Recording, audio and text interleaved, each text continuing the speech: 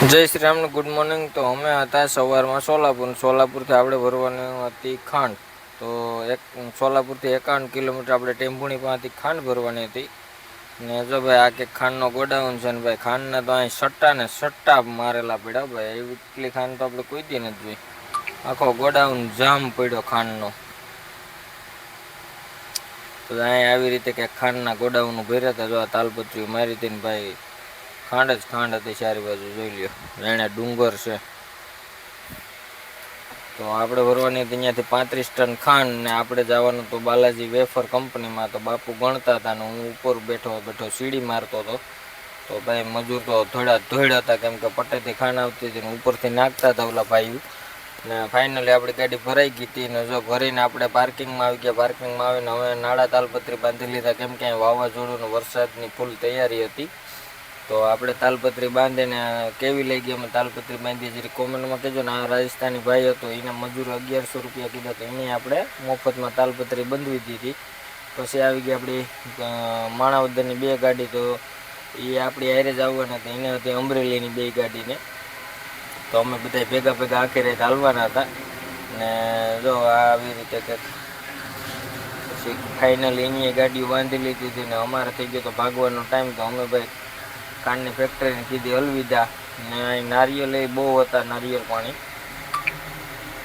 ને ફાઇનલી અમે અહીંયાથી નીકળી ગયા હતા ભાઈ।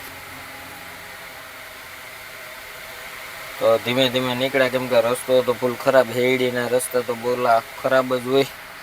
તો આરામથી નીકળી ગયા ને ગાડીઓ ચડાવી રોડ ઉપર। તો આવી રીતે મહારાષ્ટ્રના રસ્તા હોય ભાઈ, જોઈ લ્યો। 3 હોલ ટાયરો ઉડે તો જા ભાઈ।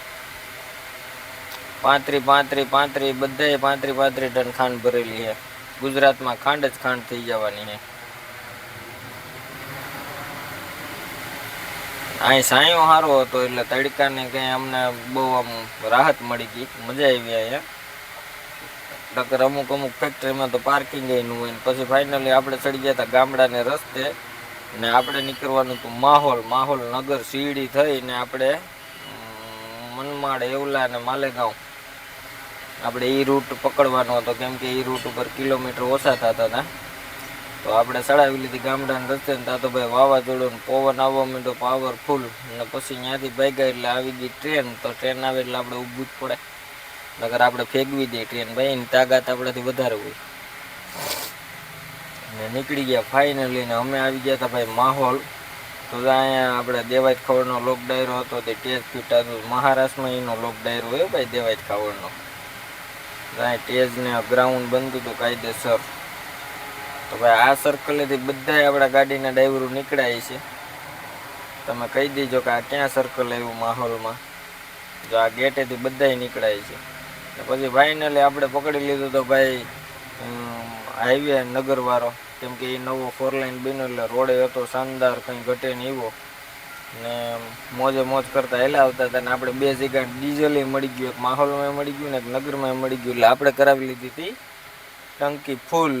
આપણે ફૂલ જ ટાંકે રાખી, આખી રાતમાં 2 ફેરી ફૂલ કરાવી લીધી ને અમે આવી ગયા પછી ફાઇનલી નગર બાયપાસમાં। ભાઈ હું જરીક થાકી ગયો હતો, બાપુ હાંકતા હતા ગાડી ને હું સાઈડમાં બેઠો વિડીયો ઉતારતો હતો। તો જો આવી રીતે કંઈક અમારી ગાડીની મજા હોય ભાઈ, જ્યાં જેટલી મજા મળે એટલી લઈ લેવાની ને ફૂલ એન્જોય જ કરવાનો ભાઈ। એન્જોય કરવા માટે ગાડી હાંકીએ આપણે। જો આ વરસાદ આવ્યો હતો એટલે કાચમાં ધૂળ જેવું થઈ ગયું હતું, કંઈ દેખાતું હતું નહીં। પછી અમે પહોંચી ગયા ફાઇનલી ભાઈ પેટ્રોલ પંપે પાછું આપણે ડીઝલ નાખી લીધું।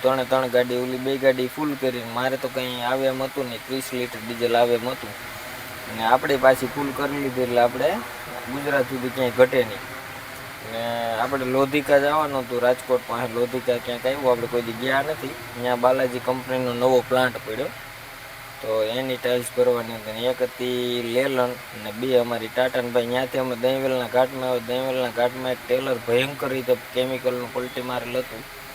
સારું ભગવાન કરે કોઈ આમાં જાનહાનિ ન થઈ કેમ કે કેમિકલ ડ્રાઈવરની સીટ કેમિકલની નીચે જ હતી, નદીમાં કેમિકલ આવેલું જતું। જો આખો વેકરો ભર્યો। ચાલો મળીએ એક નવો વિડીયોમાં। જય શ્રી રામ, જય સોમનાથ।